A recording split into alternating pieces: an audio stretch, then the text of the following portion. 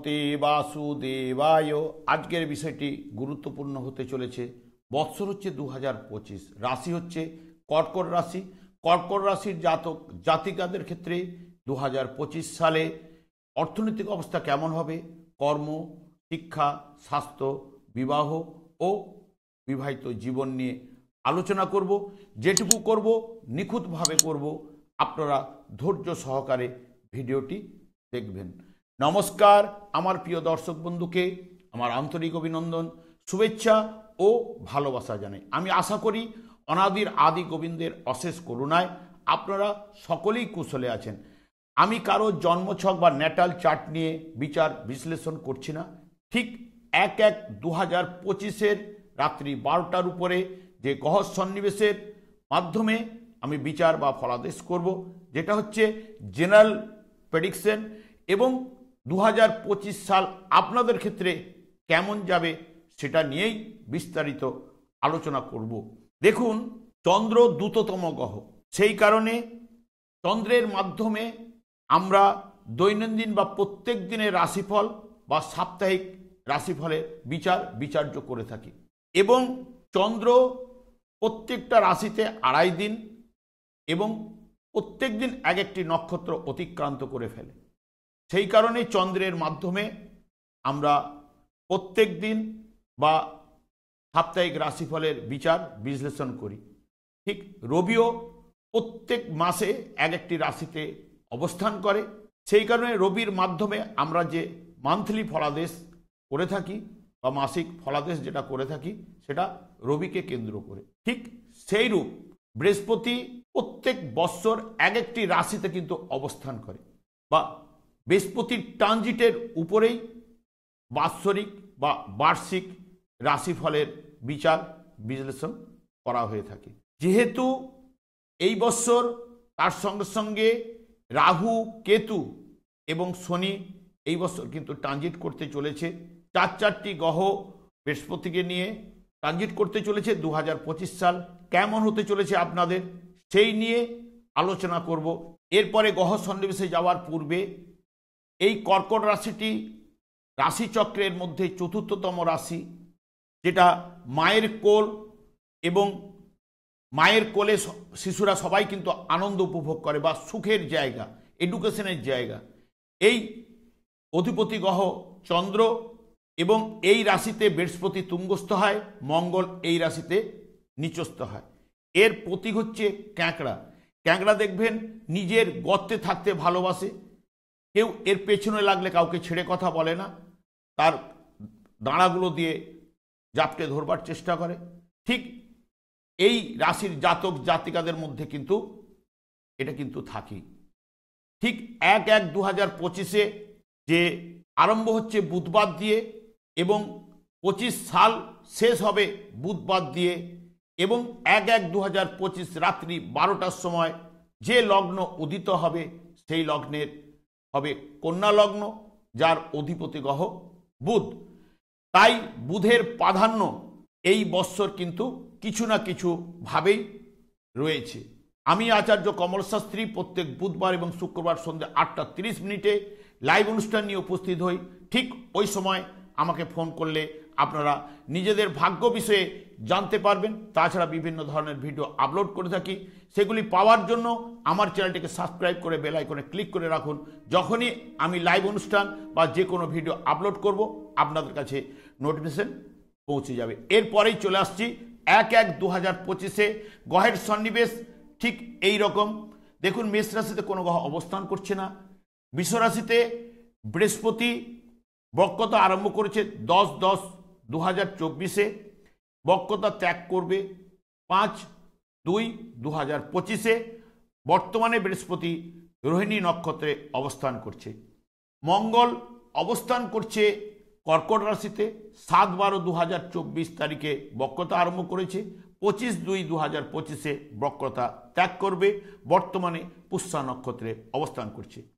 কেতু উত্তর ফাল্গুনী নক্ষত্রে কন্যা রাশিতে অবস্থান করছে। 30 মে কেতু সিংহ রাশিতে গমন করবে।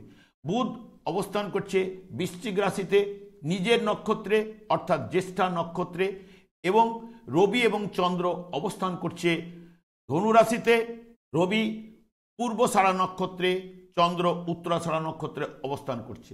শুক্র এবং শনি অবস্থান করছে কুম্ভ রাশিতে, শুক্র ধনিষ্ঠা নক্ষত্রে, শনি পূর্ব ভাদ্রপদ নক্ষত্রে। রাহু অবস্থান করছে আপনার মীন রাশিতে, উত্তর ভাদ্রপদ নক্ষত্রে। এই হলো 1/1/2025 গ্রহের সন্নিবেশ ঠিক 12টার উপরে।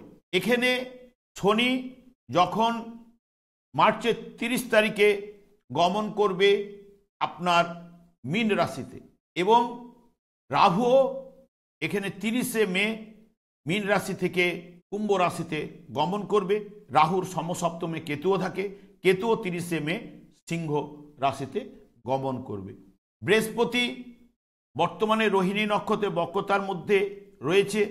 5/2 যখন বক্রতা ত্যাগ করবে, ঠিক 11ই এপ্রিল বৃহস্পতি মৃগশিরা নক্ষত্রে প্রবেশ করবে এবং 15ই মে অর্থাৎ 14ই মে পর্যন্ত বৃষ রাশিতে অবস্থান করবে। 15ই মে মিথুন রাশিতে গমন করবে।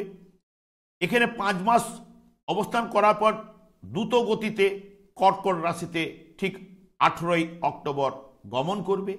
18ই অক্টোবর গমন করার পরে এখানেই 12ই নভেম্বর 2025 বক্রতা আরম্ভ করবে। 12/3/2026 পর্যন্ত বক্রতার মধ্যে বৃহস্পতি অবস্থান করবে।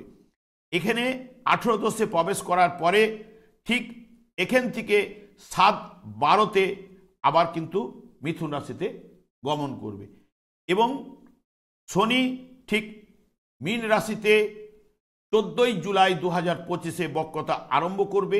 29শে নভেম্বর 2025 পর্যন্ত বক্রতার মধ্যে কিন্তু অবস্থান করবে। এই হলো গ্রহের ট্রানজিট। এরপরে আমি চলে আসছি, যেহেতু আজকে কর্কট রাশির জাতক জাতিকা বা কর্কট লগ্নের জাতক জাতিকাদের 2025 সাল কেমন হতে চলেছে সেটা নিয়ে আলোচনা করব। যেহেতু কর্কট রাশিতে দেখুন মঙ্গল কিন্তু নিচস্থ অবস্থায় ছিল, 5/25 বক্রতা ত্যাগ করবে। যখন কোনো গ্রহ নিচস্থ অবস্থায় থাকে বক্রতা আরম্ভ করলে উচ্চস্থ ফল দেওয়ার সম্ভাবনা দিয়ে থাকে। যখন এই বৎসরটা শুরু হচ্ছে তখন কিন্তু মঙ্গল আপনাদের যে জায়গাটায় অবস্থান করছে তখন উচ্চস্থ অবস্থায় ফলদান করার ক্ষমতা রয়েছে, বা আপনাদের রাশি সাপেক্ষে মঙ্গল এখানে পঞ্চমপতি হওয়ার জন্য আপনাদের ক্ষেত্রে শুভ, এবং বৃহস্পতি নবমপতি হওয়ার জন্য শুভ। তাহলে বৃহস্পতি এমনিতেই একাদশভাবে লাভভাবে বসে রয়েছে বক্রতা আরম্ভ করার সময়, বা বক্রতা থেকেই এখানে লাভস্থানেই রয়েছে। বৃহস্পতি লাভস্থানে বসে পঞ্চম ভাবকে দেখছে এবং তার সঙ্গে সঙ্গে তৃতীয় ভাব, আপনাদের তৃতীয় ভাবকেও দেখছে, এবং এখানে বসে অলরেডি আপনাদের ঠিক সপ্তম ভাবকেও দেখছে, রাশির সপ্তম ভাবকে। এই ভাবগুলো বৃহস্পতি তার দৃষ্টির মাধ্যমে দেখছে।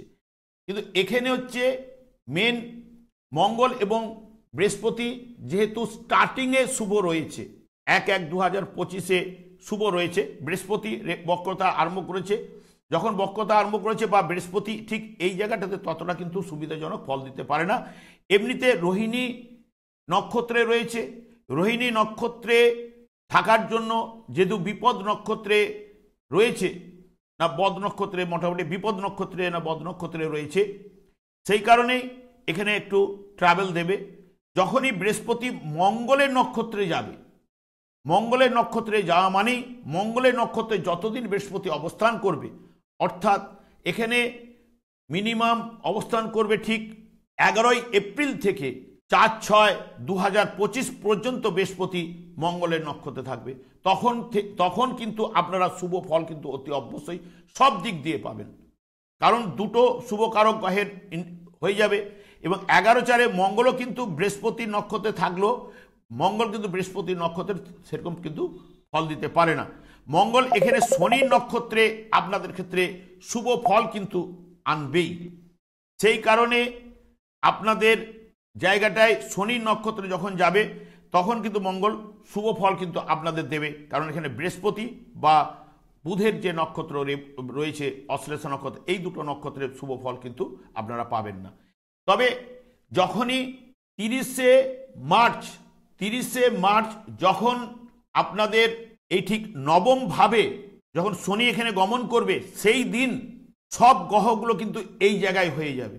একমাত্র কেতু বাইরে থাকবেই, রাহুর সপ্তমে থাকবেই, মঙ্গল আপনার ঠিক মিথুন রাশি থাকবে এবং বৃহস্পতি এই জায়গায় থাকবে, চন্দ্র সমেত সব কিন্তু নবম ভাবের উপরে হয়ে যাবে। 30শে মার্চ থেকে যে প্রায় এপ্রিলের 14 তারিখ বা 13 তারিখ পর্যন্ত একটা সমস্যা কিন্তু সৃষ্টি হবে আপনাদের ক্ষেত্রে, যেহেতু নবম ভাবের উপরে, ভাগ্য ভাবের উপরে যেহেতু কালসর্প যোগটা সৃষ্টি হচ্ছে এবং তার সঙ্গে সঙ্গে শনি রাহু এখানে অবস্থান করছে, রবি চন্দ্র বুধ শুক্র একসঙ্গে এতগুলো গ্রহ অবস্থান করবে।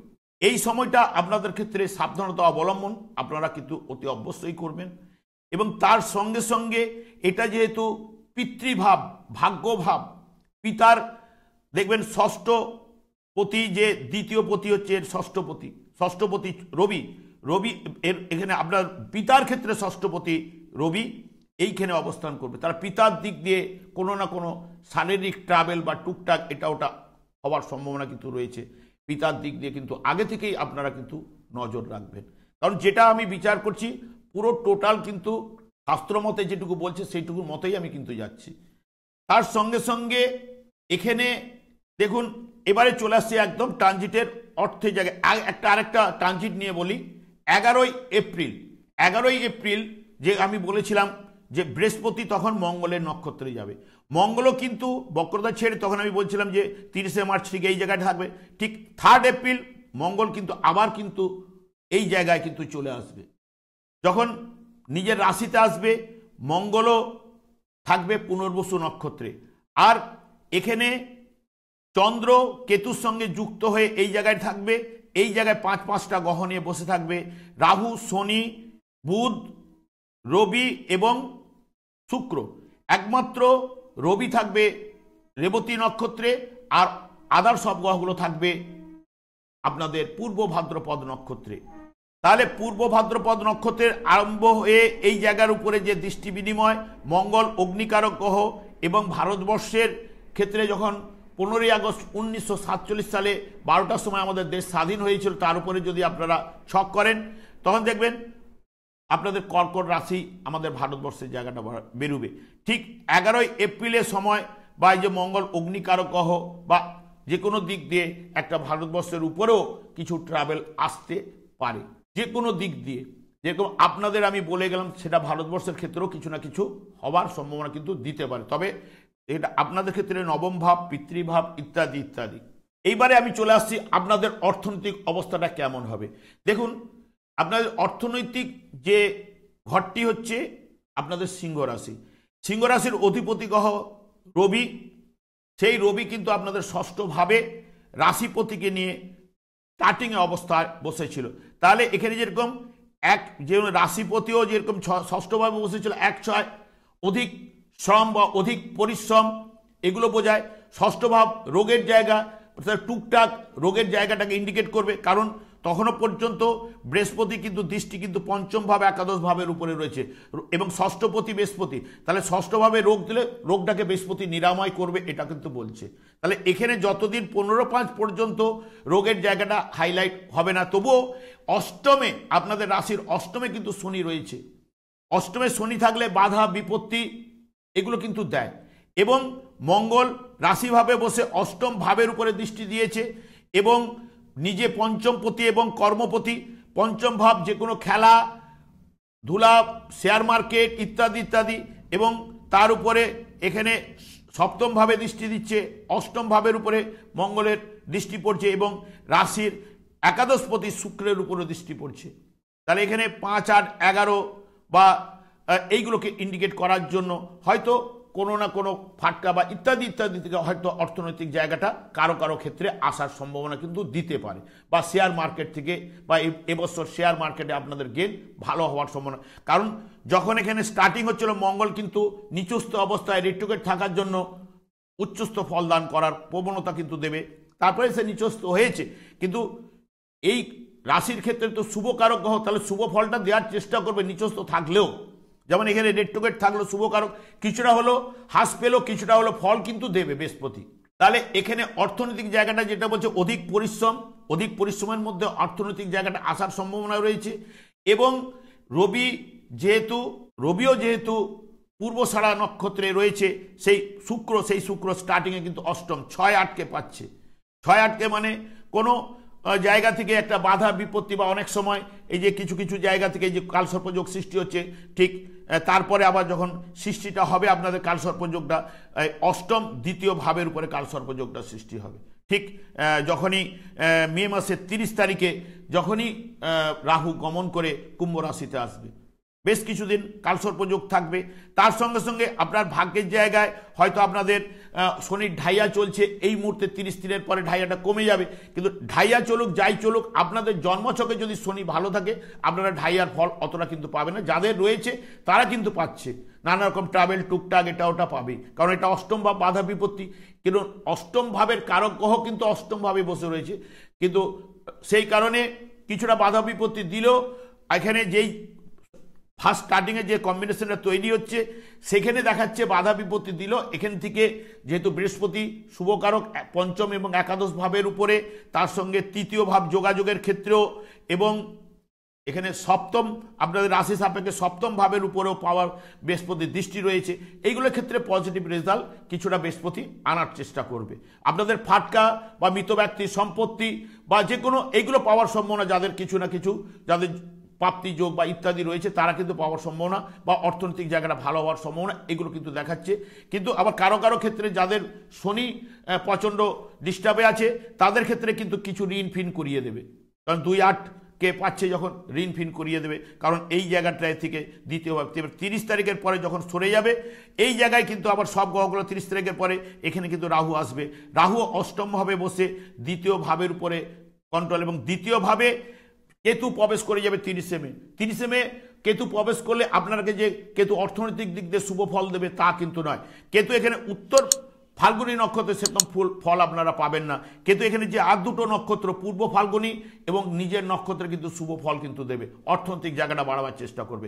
ঠিক কখন বেরোবে তাও আমি আপনাদের বলে রাখি যে এখানে যদি কেতু যেটা 7/7/2025 এখানে 30 মে ঢুকবে, 7/7/25 শুক্রের নক্ষত্রে অর্থাৎ পূর্ব ফাল্গুনী নক্ষত্রে যাবে, তখন থেকে আবার ওই যে 7/7-এর আগে পর্যন্ত একটুখানি অর্থনৈতিক ট্রাভেল টুকটাক দেবে। তারপরে যখন কেতু যখন শুক্রের নক্ষত্রে চলে যাবে, শুক্র আপনাদের ক্ষেত্রে এই রাশির ক্ষেত্রে একাদশপতি এবং এখানে চতুর্থপতি সুখপতি, তাহলে শুক্র এখানে আপনাদের রাশি সাপেক্ষ এই রাশির ক্ষেত্রে শুক্র ততটা কিন্তু শুভ না হলেও কিন্তু যেহেতু একাদশপতি সেই কারণে তার নক্ষত্রে যখন থাকবে কিছু না কিছু জায়গাটা পজিটিভ নিয়ে আসার চেষ্টা করবে। এইগুলো কিন্তু কেতু অর্থনৈতিক জায়গাটা এইভাবে দেওয়ার চেষ্টা করবে। এরপরে আমি চলে আসছি একদম চতুর্থ ভাব, এডুকেশনের জায়গা। চতুর্থ ভাবের উপরে রাশির যখন প্রথম স্টার্টিংয়ে এখানে জুন পর্যন্ত, এখানে মধ্যখানে 3 এপ্রিল থেকে জুন পর্যন্ত এই জায়গায় থাকবে মঙ্গল। কিছুদিনের জন্য আবার বেরিয়ে যাবে বক্রতার মাধ্যমে, এই মিথুন রাশিতে যাবে।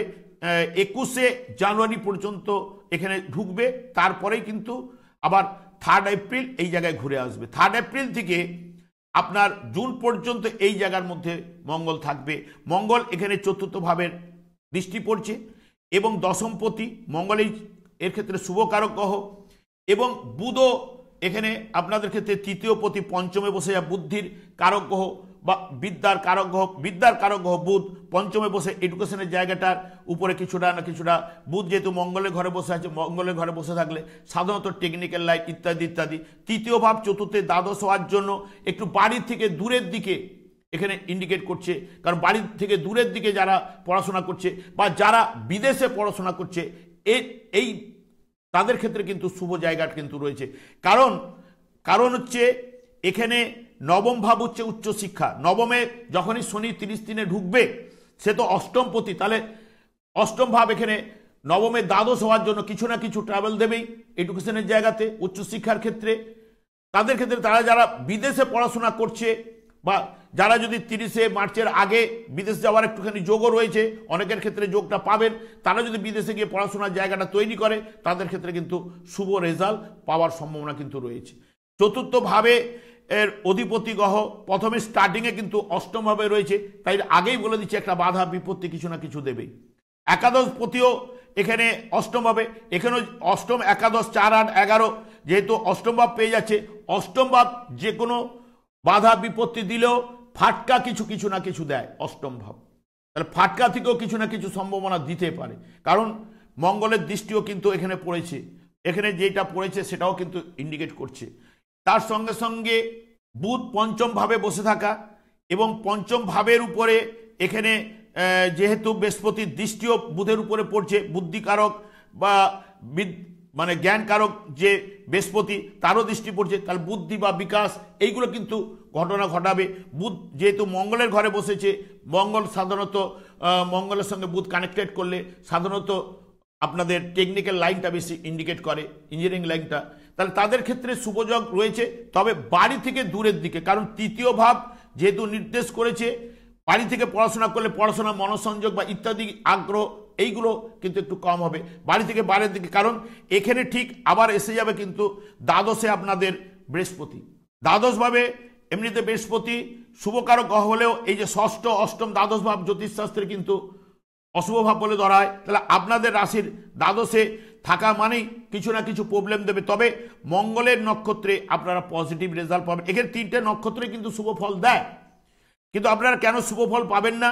শুধু মঙ্গলের যতদিন থাকবে ততদিন, কিন্তু রাহুর নক্ষত্র গেলে রাহু তো আপনাদের অষ্টমেই বসে আছে, তাহলে রাহু বাধা বিপত্তি দিতে পারে। 8 12 ইন্ডিকেট হয়ে যাচ্ছে এখানে, 6 8 12 ইন্ডিকেট। বৃহস্পতি দ্বাদশে বসে নিজে ষষ্ঠপতি, ষষ্ঠভাবে দৃষ্টি থাকবে, 6 8 12কে পেয়ে যাবে। তাহলে বৃহস্পতি এই জায়গায় কিন্তু তখন কিন্তু রাহুর নক্ষত্রে গেলে, রাহুর নক্ষত্রে যতদিন অবস্থান করবে মানে 14 6 25 থেকে আপনাদের 13 8 25 পর্যন্ত এই সময়টা কিন্তু একটু ভালো যাবে না, দেখবেন এই জায়গাটা। ওই সময়টাও কিন্তু আপনারা যতটা পারবেন সাবধানতা অবলম্বন, অর্থনৈতিক দিক দিয়ে বলুন, যে কোনো দিক দিয়ে। কারণ রাহু এখানে বসলেও রাহুর দৃষ্টি তো দ্বিতীয় ভাবের উপরে পড়বে, পরিবারের জায়গায় পড়বে, পরিবারের জায়গায় কেতু থাকবে, পরিবার, তাহলে আমাদের পরিবার বা যে পরিবেশটা ওইখানে কিন্তু কিছুটা একটু দূষিত মনে হবে, বা পরিবারের জায়গায় হেডলাপিং বা পরিবারকে নিয়ে অশান্তি এইগুলো কিন্তু দেওয়ার সম্ভাবনা দিতে পারে। কারণ এই দিক থেকে তো কোনো গ্রহ থাকবে না, তখন অলরেডি কি হচ্ছে,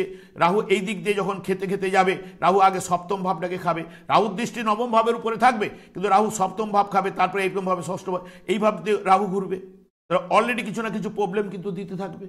সেই কারণে এই সময়টা কিন্তু আপনাদের ক্ষেত্রে সাবধানতা অবলম্বন করতে হবে। তবে এডুকেশনের জায়গা যারা বাইরে করছে বা বাইরের দিকে যাওয়ার চেষ্টা করুন, তাদের ক্ষেত্রে কিন্তু ভালো রেজাল্ট পাবেন। কারণ এখানে রাহু কিন্তু প্রায় 1.5 বছর অবস্থান করবে। বৃহস্পতি হয়তো এখানে আসার পরে এই বছরটা থাকার পরে আবার এখানে এই শুধু এই নক্ষত্রের উপরে রাহুর উপরে কিন্তু একটু প্রবলেম দেবে।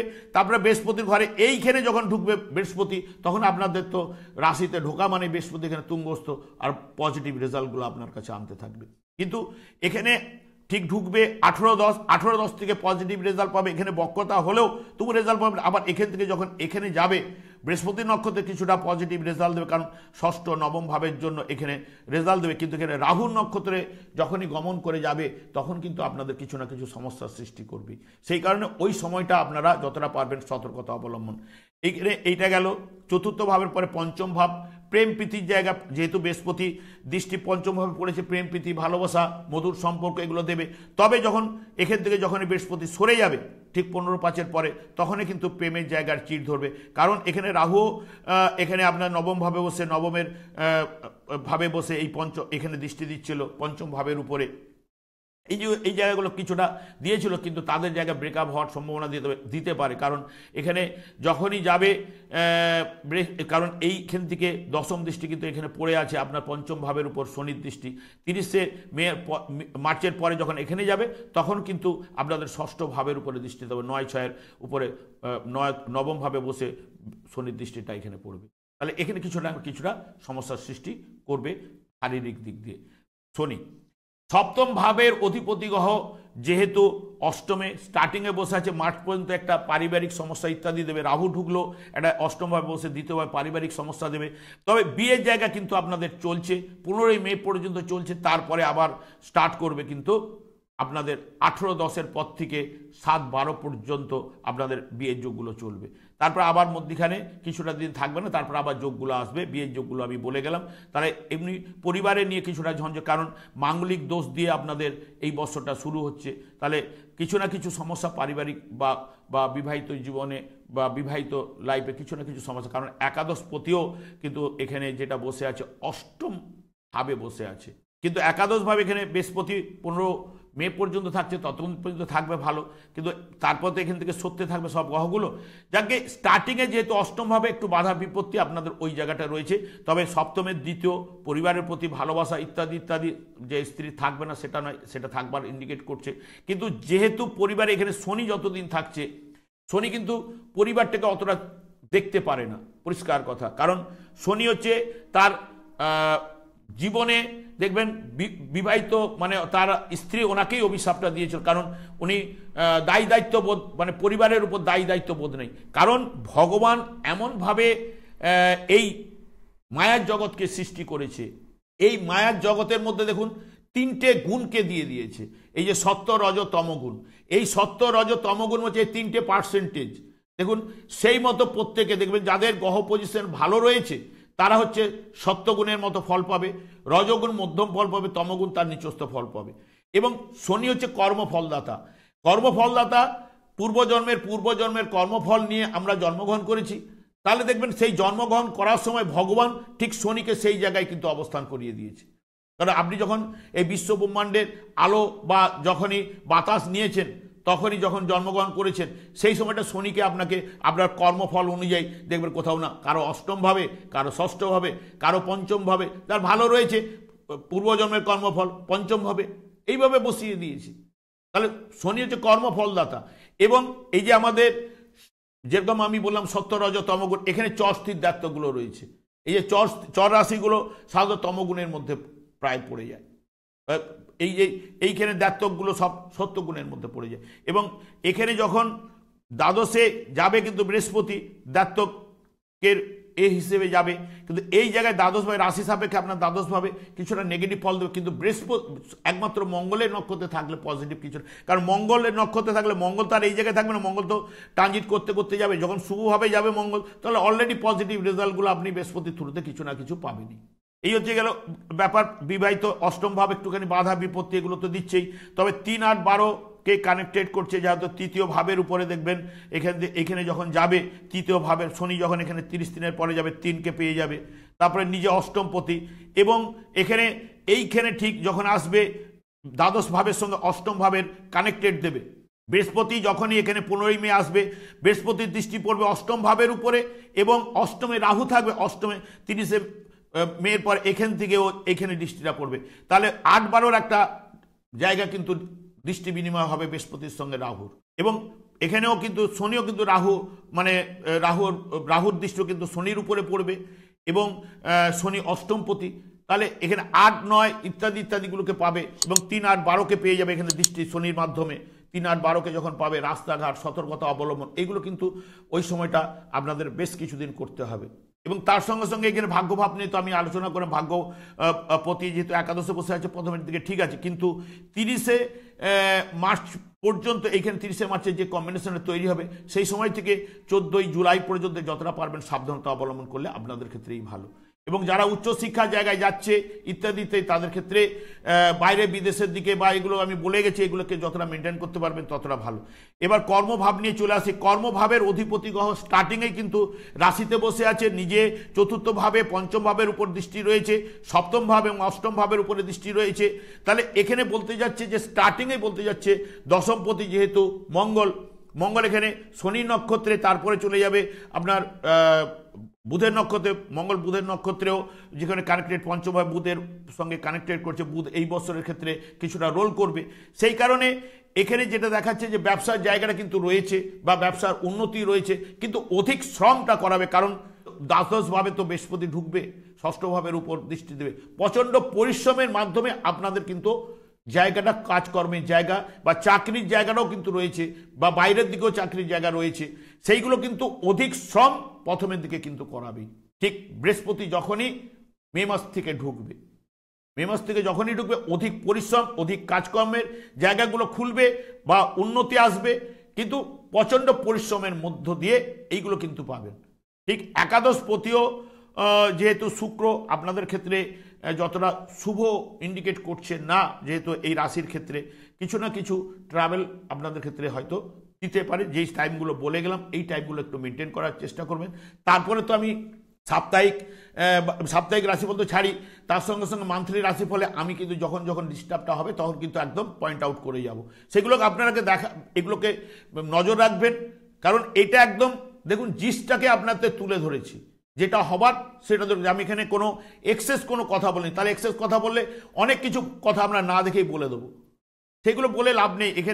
এখানে যেটা একমাত্র আপনাকে বলতে পারি, কারণ দেখুন আপনাদের এই যে রাশি হচ্ছে দুটো রাশি, এই যে কর্কট রাশি এবং সিংহ রাশি, এর ঠিক অপোজিটে যাকে দেওয়া হয়েছে শনিকে দেওয়া হয়েছে, ন্যাচারাল জোডিয়াক শনিকে দেওয়া হয়েছে, এই দুটো ঘরের মালিক করে দেওয়া হয়েছে। দেখুন পাশাপাশি সবাই দেখুন ছিটকে ছাটকে ঘরের মালিক হয়েছে, কিন্তু দেখুন ঠিক এই দুটো ঘরের অপোজিট শনি, কারণ এদের পুরো অ্যাঙ্গেলটাকে ডিস্টার্ব মাত্র শনিই দিতে পারে। চন্দ্রকেও দেখবে শনি চন্দ্র একসঙ্গে বসে গেলে বিষযোগ সৃষ্টি করছে, রবি শনি বসে গেলে বিষযোগ সৃষ্টি করছে। তাহলে ভাইটাল এনার্জি, জীবনী শক্তি, এই জায়গাগুলো, এবং আপনাদের ঠিক ষষ্ঠভাবে, দ্বিতীয় প্রতি ষষ্ঠভাবে ঠিক এখানে বসে রয়েছে, কারণ প্রত্যেক বছর শুরু হবে এইখানেই ঠিক রবি কিন্তু থাকবে। রবি থাকা মানে আপনাদের ক্ষেত্রে দ্বিতীয় ভাবটাকে, অর্থের জায়গাটাকে যদি বাড়তে গেলে আর্লি মর্নিং ঘুম থেকে বিছানা ত্যাগ করুন। আর্লি মর্নিং, কেউ কিন্তু লেট করবেন না। দেখবেন রবি হচ্ছে আত্মার কারক ঘর। যদি আমাদের শরীরে আত্মা আছে বলে আমরা নড়াচড়া করছি, আত্মা যেদিকে বেরিয়ে যাবে তখন কিন্তু আমরা নড়াচড়া করতে পারি। যখন দেখবেন পূর্ব আকাশে সূর্য উদিত হচ্ছে তখনই কিন্তু সব কিন্তু এনার্জি কিন্তু আমাদের মধ্যে গ্রো করে যায়। তাহলে ভাইটাল এনার্জি, জীবনী শক্তির কারক ঘর রবি ষষ্ঠভাবে বসে থাকুক, কারণ এখানে যেটা বলছে যে রবিকে প্রাধান্য দিতে হবে, তাহলে অর্থনৈতিক জায়গা বা অর্থনৈতিক কাঠামোটা আপনাদের বাড়বে, বা পরিবারের ঝঞ্ঝট ঝামেলা এই কাটাবে। রবি তো এখানে বসে আছে ঠিক এই সময়, তারপর তো আবার সব জায়গাতে ঘুরতে থাকবে। এই যে আমি বললাম 30শে মার্চ এই জায়গায় সব গ্রহগুলো থাকবে, সব গ্রহগুলো 30শে মার্চ শনি প্রবেশ করবে, সব গ্রহগুলোর সঙ্গে কানেক্টেড করবে, চন্দ্র পর্যন্ত এখানে থাকবে 30শে মার্চ। ঠিক 30শে মার্চ থেকে ঠিক এই জায়গাটা এপ্রিলের 14 তারিখ এরকম বা 13 তারিখ পর্যন্ত একটা সমস্যার সৃষ্টি হওয়ার সম্ভাবনা কিন্তু দিচ্ছেই, কারণ নবম ভাবের উপর পূর্ণ এতগুলো গ্রহকে নিয়ে কালসর্পযোগ সৃষ্টি হচ্ছে। তারপরে তো আবার আসবে দ্বিতীয় ভাবের উপরে। তবে দ্বিতীয় ভাবে একটা কথাই বলি, শুক্রের নক্ষত্র যখনই থাকবে কেতু কিছুটা পজিটিভ রেজাল্ট, আপনাদের অর্থনৈতিক জায়গাটা বাড়বে। তবে অর্থনৈতিক জায়গাটা যাই বলুন না কেন ভালো হওয়ার সম্ভাবনা কিন্তু রয়েছে, যেটা আপনারা 24 সালে যে অর্থ বা যে কোনো জায়গাগুলো সমস্যা পেয়েছেন তার থেকে বেটারমেন্ট জায়গা কিন্তু পাবেন, কিছুটা হলো পজিটিভ রেজাল্ট পাবেন। যাদের জন্মছক দেখুন কর্কট রাশির 50 জনকে দাঁড় করিয়ে দিন, 50 জনের দেখবেন বক্তব্য আলাদা আলাদা, কেউ বিভিন্ন সমস্যা একটা বলে, কেউ অর্থনৈতিক, কেউ পারিবারিক, কেউ দেখবেন কর্মের ব্যাপার, এগুলো বিভিন্ন রকমের দেখবেন। বা প্রত্যেকের 50 জনের ছক তো একরকম হবে না, কারণ ভগবান সেই মতো করে পাঠিয়েছে। ভগবান তাদের এই যে পূর্ব জন্মের যে কর্মফলগুলো নিয়ে শনিকে সেই জায়গায় বসে শনিকে সেই নক্ষত্রে পাঠিয়ে দিয়েছে আপনার প্রত্যেক মানুষকে। কারণ শনিকে আপনাদের যেহেতু এখানে সপ্তমপতি এবং অষ্টমপতি, সেই কারণে আপনাকে শনিকে একটু সন্তুষ্ট করার চেষ্টা করবেন, কারণ শনি একমাত্র সন্তুষ্ট হয় কৃষ্ণ নামে। কারণ পরিবারের শান্তি বা সুখ শান্তিকে ফেরাতে গেলে শনিকে সন্তুষ্ট করার চেষ্টা কর, কারণ শনি একমাত্র এই রাশি চক্রটাকে কন্ট্রোল করতে পারে। সব আলোয় আলোকিত, কিন্তু রবির আলোয় আলোকিত, কিন্তু সব গ্রহগুলো সবাই কিন্তু ভাসছে। দেখুন ভগবানের সৃষ্টি, আমরাও ভাসছি, কিন্তু ভাসলেও কি হবে? শনি দেখুন রাবণকে পর্যন্ত পিকরাম দিয়েছিল যখন মেঘনাথ জন্মগ্রহণ করে, ওগুলো কাহিনী বলতে গেলে অনেক বড় হয়ে যাবে। সেই কারণে শনিকে সন্তুষ্ট, এই যুগে যুগধর্ম কৃষ্ণ নাম, এবং শনিও সন্তুষ্ট হবে কৃষ্ণ নাম আপনি জপ করলেই। দেখবেন ভগবানের যখনই নাম জপ করবেন অলরেডি পজিটিভ রেজাল্ট আসবে। তবে আপনাদের ক্ষেত্রে আরেকটা পয়েন্ট বলে যাই, 7-12 থেকে কিছুটা সময় আপনাদের কিন্তু ডিস্টার্ব আসবে, যখন এই জায়গায় যখন আবার বৃহস্পতি বক্রতা হয়ে আবার ঠিক দ্বাদশভাবে ঢুকবে, এইটা বলা, এই জায়গাটা একটুখানি। তবে আপনারা আমি কৃষ্ণ নাম করিয়ে অনেককে কিন্তু আমি নেশা ছাড়িয়েছি, এবং তারা কিন্তু খুব ভালো জায়গায় পৌঁছে গেছে। আপনারা আজকে হয়তো রেজাল্ট পাবেন না, আপনারা করুন, হয়তো যখন বিছনায় শুতে যাওয়ার আগে, বিছনা ত্যাগ করার পূর্বে আপনারা জপ করুন, দেখবেন রেজাল্ট কিন্তু আপনারা আজকে না পেলেও 2 বছর পরে হলো রেজাল্ট পাবেন। আমি আর দীর্ঘায়িত না করে আমি আচার্য কমল শাস্ত্রী প্রত্যেক বুধবার এবং শুক্রবার সন্ধ্যা 8:30 লাইভ অনুষ্ঠান নিয়ে উপস্থিত হই। ঠিক ওই সময় আপনারা ফোন করলে আপনারা নিজেদের ভাগ্য বিষয়ে জানতে পারবেন। তাছাড়া বিভিন্ন ধরনের ভিডিও আপলোড করে থাকি, সেগুলি পাওয়ার জন্য আমার চ্যানেলটিকে সাবস্ক্রাইব করে বেল আইকনে ক্লিক করে নিন। যখনই আমি লাইভ অনুষ্ঠান নিয়ে উপস্থিত হব বা যে কোনো ভিডিও আপলোড করব, আপনাদের কাছে নোটিফিকেশন পৌঁছে যাবে। এবং আমি অনাদির আদি গোবিন্দের কাছে প্রার্থনা করি আপনারা ভালো থাকুন, সুস্থ থাকুন, আনন্দে থাকুন। আজ এই পর্যন্ত, পরের ভিডিওতে দেখা হচ্ছে। নমস্কার।